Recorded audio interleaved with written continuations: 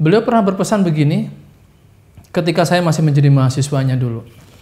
Dimanapun kamu berpijak, ciptakan jejak.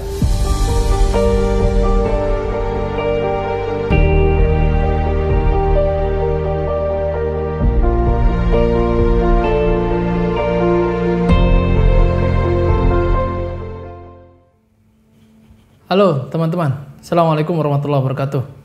Semoga teman-teman di rumah tetap sehat, dalam keadaan segar bugar, selalu fokus untuk mengejar target-target hidup. Dan yang terpenting, semoga tetap dalam lindungan Allah Subhanahu wa Ta'ala.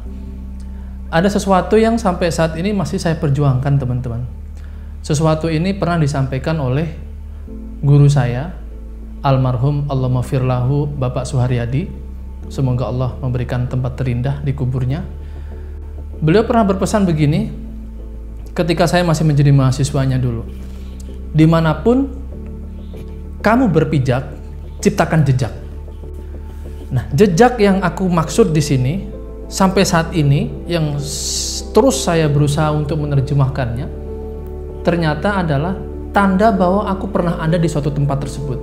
Misalkan contoh, teman-teman ada di tempat A, atau di lembaga tempat kerjanya, tempat kuliahnya, tempat ngajarnya, atau di tempat apapun itu, sebelum meninggalkan tempat itu, ciptakanlah jejak.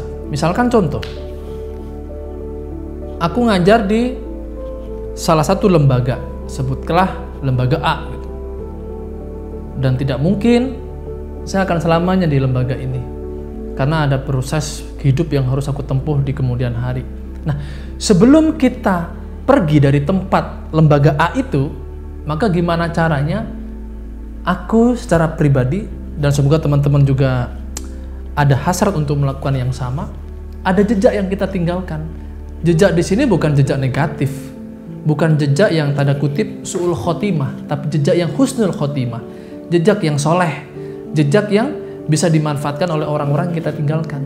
Nah, sampai saat ini aku berpikir, jejak apakah yang mampu abadi sebagaimana waktu yang tidak akan musnah sebelum kehidupan ini hancur?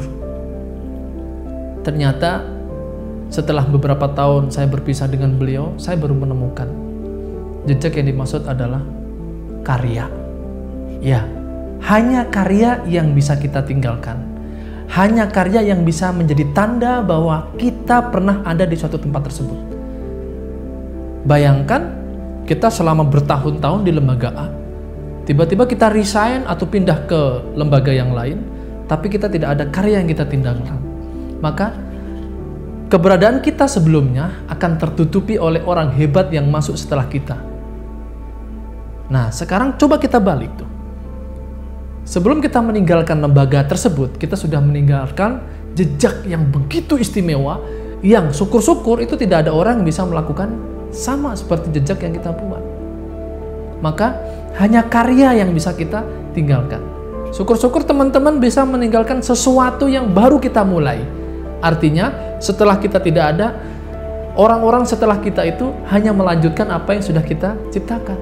Ini penting untuk sebagai tanda bahwa kita punya eksistensi dalam hidup ini, bukan hanya sekedar numpang memperpanjang usia, nunggu antrian kematian, atau menghabiskan jatah beras, tidak. Tapi kita ada kontribusi terhadap kehidupan, lebih-lebih terhadap lembaga yang pernah kita tinggali di dalamnya, pernah kita bergabung dengan rekan-rekan guru, dosen, atau teman sekerja di lembaga yang kita geluti itu. Saya kira itu, mari kita ciptakan karya, karena tidak ada yang abadi selain karya.